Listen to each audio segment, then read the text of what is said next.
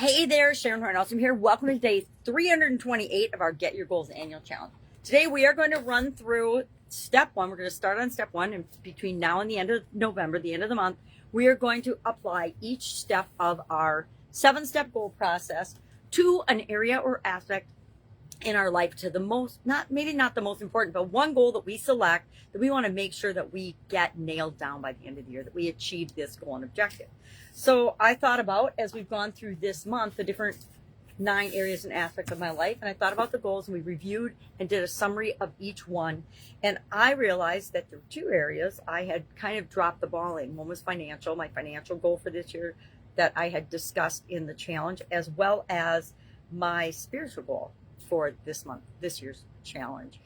And so since contribution was just last month in October, I decided I would take my contribution goal and combine it with my financial and my spiritual goal and put them all together to create an overarching goal that hits all 3 areas that I can achieve by the end of this year. Now, will I achieve the absolute positive outcome and ultimate end result I want in this area by combining these? No, but I will get a huge start, and I will get the framework set up for achieving this goal and making sure I achieve this goal going forward in my life next year and beyond.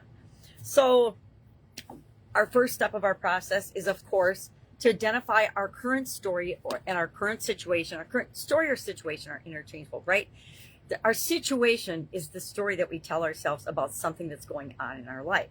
So the goal that I talked about in contribution was setting up a nonprofit for blind, to help the blind people, legally blind like me, and totally blind people get the help, the resources, the information, everything that they need in order to create the life that they want, just like people that can see.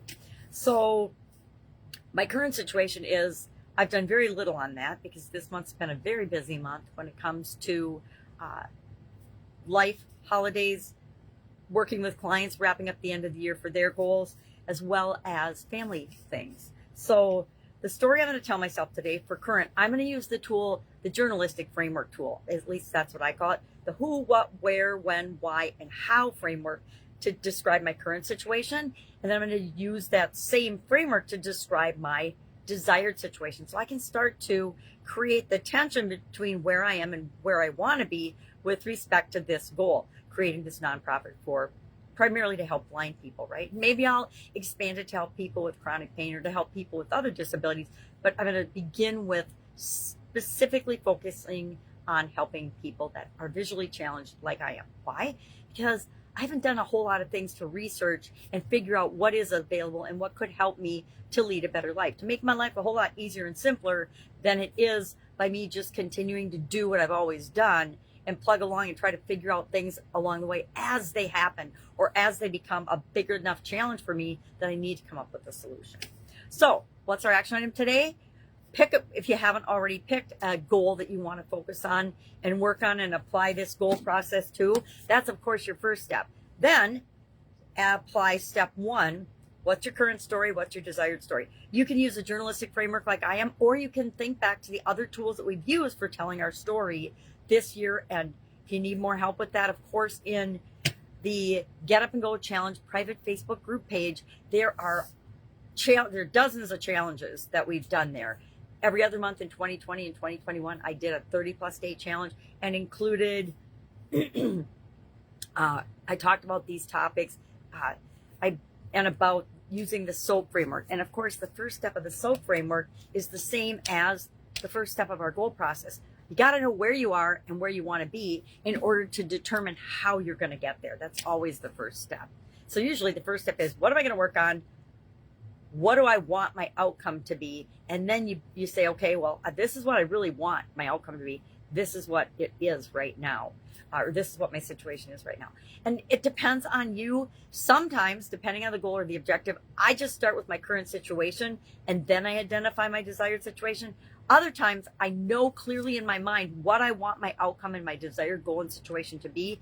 And so I write that out and envision that first. And then I go back and I say, okay, but really, where am I on this? Where am I on setting up this blind nonprofit? Not very far along.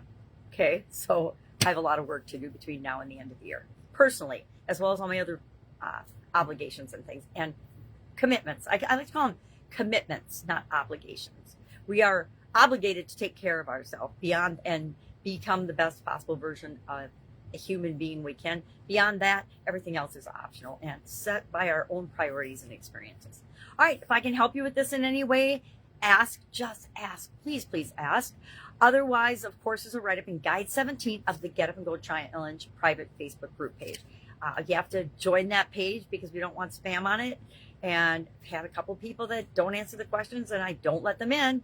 Sometimes I can message them back depending on the Facebook changes of the day. Other times I can't. All right. Have a great day, and I'll, of course, be with you tomorrow.